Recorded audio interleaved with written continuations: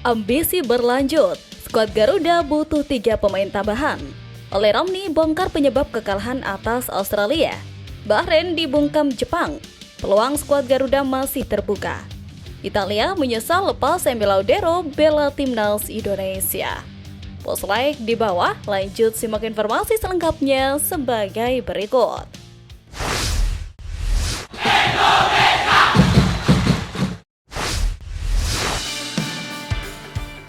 Oleh Romney bongkar penyebab kekalahan atas Australia.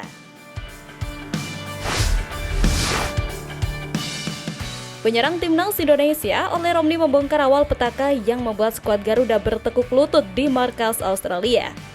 Sebagaimana diketahui, skuad Garuda menyambangi Sydney Football Stadium dengan motivasi dan kepercayaan diri tinggi bermodal staf kepelatihan baru dan beberapa tambahan. Patrick Clifford didatangkan PSSI untuk menggantikan Sintayong yang dipecat secara mendadak pada 6 Januari lalu. Selain itu, PSSI juga mendatangkan banyak staf pelatih asing yang menjadi bagian dari tim Clifford dari Denny Lanzat, Alex Pastor, hingga Gerald van den Berg. Namun pada hasilnya, timnas Indonesia hancur lebur dengan kalah 1-5 dari Australia pada matchday ke-7 grup C putaran ketiga kualifikasi Piala Dunia 2026. Pasca pertandingan, Oleh Romney sebagai pencetak gol satu-satunya timnas Indonesia di laga ini menegaskan kecewa.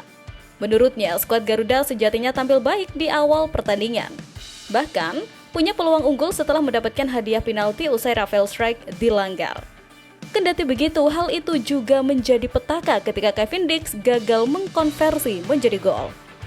Awalnya kita main bagus, kita dapat penalti, feelingnya bagus. Penalti Kevin Dix gagal, bagian dari permainan. Setelah itu, kami mengalami kemunduran performa. Tempo menurun dan lawan mencetak gol, ujar Oleh Romney. Meski demikian, striker Oxford United itu mengaku bangga bisa menjalani debut bersama timnas Indonesia, apalagi dia menandai dengan mencetak gol.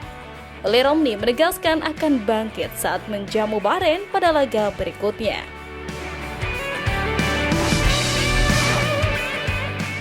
Bahrain dibungkam Jepang, peluang skuad Garuda masih terbuka.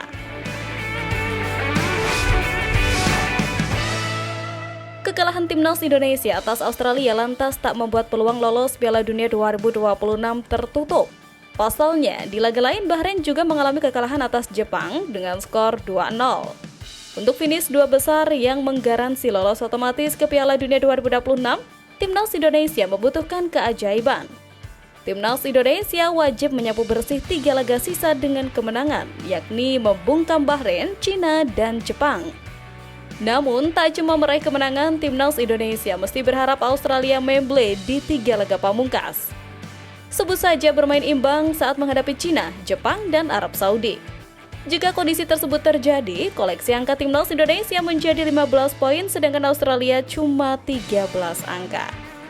Hanya saja berharap kondisi tersebut sangatlah sulit terjadi. Langkah realistis bagi timnas Indonesia adalah finish di posisi 3 atau 4 di klasemen akhir grup C untuk ambil bagian di babak keempat kualifikasi Piala Dunia 2026 zona Asia. Untuk finish di posisi 4 besar klasemen akhir grup C, timnas Indonesia mesti menang atas Bahrain dan Cina. Koleksi 12 angka diprediksi sudah cukup mengantarkan skuad Garuda finish di posisi 4 besar. Babak keempat kualifikasi Piala Dunia 2026 zona Asia sendiri rencananya dilangsungkan pada Oktober 2025. 6 negara yang lolos dari peringkat 3 dan 4 akan dibagi ke dalam 2 grup, yang mana masing-masing grupnya berisikan 3 tim. Nantinya, tim yang finish teratas di masing-masing grup lolos otomatis ke Piala Dunia 2026, sedangkan tim yang finish runner-up di masing-masing grup akan saling bentrok di babak playoff.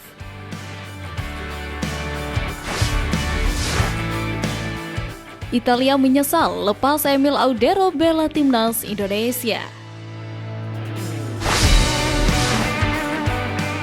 Penyesalan memang selalu datang di akhir. Setelah Emil Laudero memilih membela timnas Indonesia, media Italia menyampaikan ulasan tentang program naturalisasi. Diketahui memang biasanya pemain naturalisasi timnas Indonesia berasal dari Belanda. Namun, kini ada satu yang dari Italia, yaitu Emil Laudero. Laudero memang memiliki darah Indonesia dari ayahnya hingga memiliki nama belakang Mulyadi selagi lahir di Lombok. Mantan kiper Juventus dan Inter Milan itu sudah lama dikaitkan dengan timnas Indonesia. Namun proses naturalisasinya baru bisa terrealisasi sekarang. Selama bertahun-tahun, Audero mencoba untuk masuk ke skuad timnas Italia senior. Namun panggilan itu tak kunjung tiba hingga akhirnya kiper yang kini membela Palermo di kasta kedua Liga Italia Serie B memutuskan untuk membela timnas Indonesia. Kini, program naturalisasi timnas Indonesia yang dilakukan oleh Ketua Umum PSSI Erick Thohir menjadi pembahasan sebuah media Italia, Lettera 43. Dalam artikelnya yang terbit pada 18 Maret, media Italia itu menyinggung cara timnas Indonesia sebagai jalan pintas. Tak hanya itu, Lettera 43 juga menyebutnya sebagai trik hingga menyinggung tuduhan tidak adil untuk para lawannya. Lettera 43 menyoroti bagaimana para lawan timnas Indonesia menganggapnya sebagai persaingan yang tidak adil. Erick Thohir sendiri telah menjelaskan bahwa langkah ini didasarkan oleh upaya untuk meraih tiket keputaran final Piala Dunia 2026.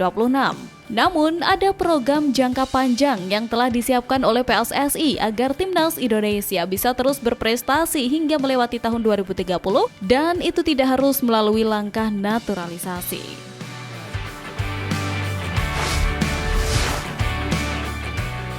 Ambisi berlanjut, skuad Garuda butuh 3 pemain tambahan.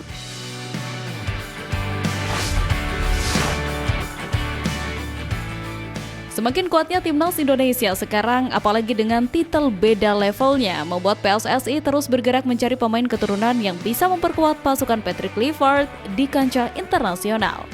Setelah sukses dengan proses naturalisasi Emil Audero, Joey Pelupessy, dan Dean James, kini 3 nama baru masuk radar. Jadon Osterwolde, Tristan Goijer, dan Miliano Jonathans dikabarkan menjadi target berikutnya.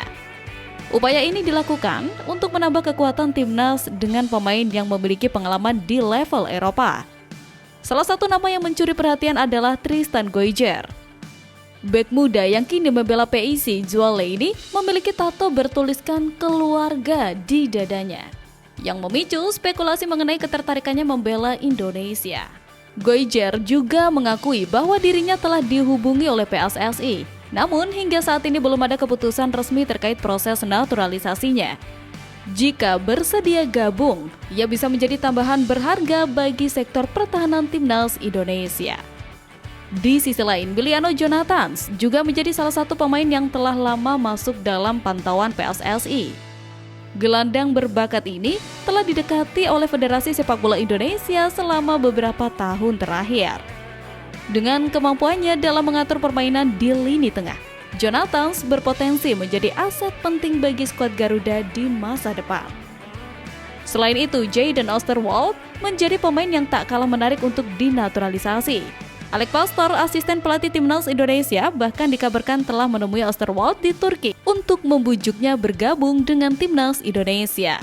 Informasi ini pertama kali disampaikan oleh akun fanbase terpercaya @1907bros.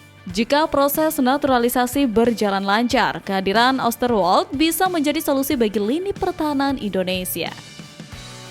Ketiga pemain ini memiliki potensi besar untuk memperkuat timnas Indonesia.